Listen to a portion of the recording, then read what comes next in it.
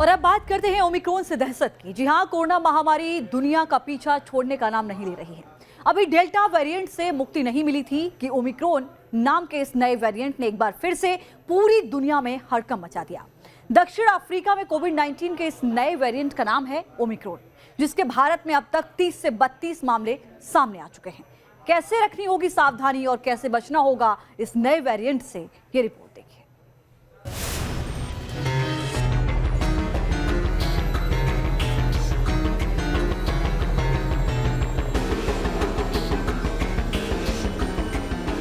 दुनिया भर में कोरोना की नई दहशत ने नया ऐलान बजा दिया है और इस दहशत का नया नाम है ओमिक्रॉन। ओमिक्रॉन कोरोना वायरस का वो नया वेरिएंट है जिसकी आहट भर से दुनिया भर में खलबली मच गई है।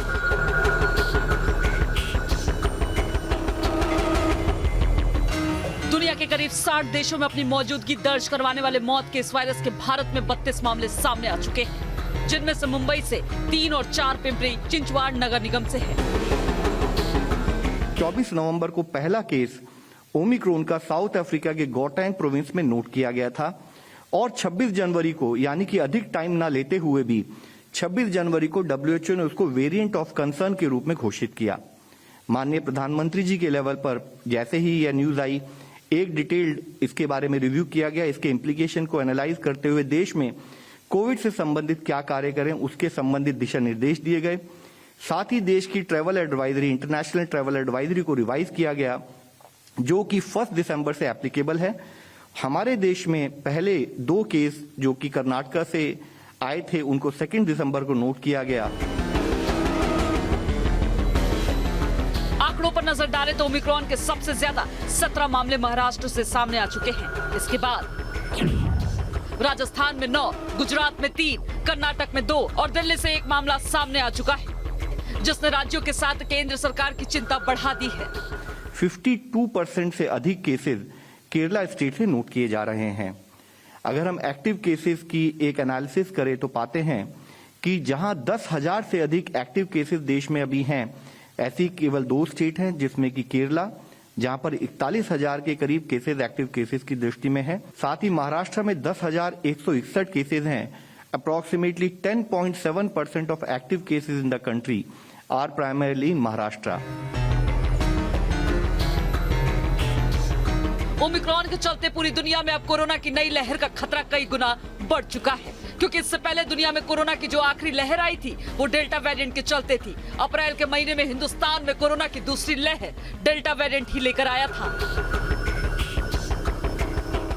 लेकिन वैज्ञानिक बता रहे हैं कि ओमिक्रॉन डेल्टा वेरिएंट से भी कहीं ज्यादा संक्रामक है, जिसकी पुष्टि स्वास्थ्य मंत्रालय भी कर चुका है।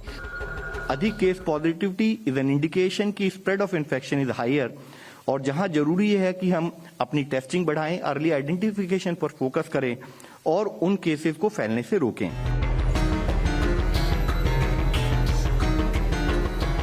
कोरोना की नई लहर लाने वाला डेल्टा वेरिएंट 100 दिनों में जितना फैला था, ओमिक्रॉन को उतना संक्रमण फैलाने में महज 15 दिन ही लगे हैं। सबसे पहले 11 नवंबर को ओमिक्रॉन वायरस का यह नया वेरिएंट दक्षिणी अफ्रीकी देश बोत्सवाना में मिला था। इसके बाद इसके केस 5 अलग अलग मुल्कों में पाए जा चुके हैं। इसका खतरा ज्यादा क्यों बताया जा रहा है, उसकी वजह समझिए। डेल्टा से 7 गुना ज्यादा संक्रामक माने जाने वाले ओमिक्रॉन वेरिएंट में अब तक करीब 32 बार म्यूटेशन यानी कि बदलाव हो चुके हैं। सबसे चिंता की बात यह है कि अकेले वायरस के स्पाइक प्रोटीन में ही करीब 30 से ज्यादा बदलाव हुए हैं। इस वेरिएंट के हवा से भी फैलने की आशंका है। जानकारों की माने तो एक वक्त पर वैक्सीन का कवच भी बेअसर साबित हो जाता है।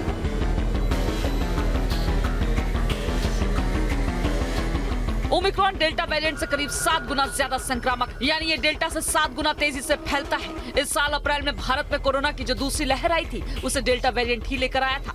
सोचिए, डेल्टा वेरिएंट से 7 गुना ज्यादा संक्रामक नया वेरिएंट अगर किसी देश में फैल गया तो इसे रोक पाना करीब करीब नामुमकिन सा हो जाएगा।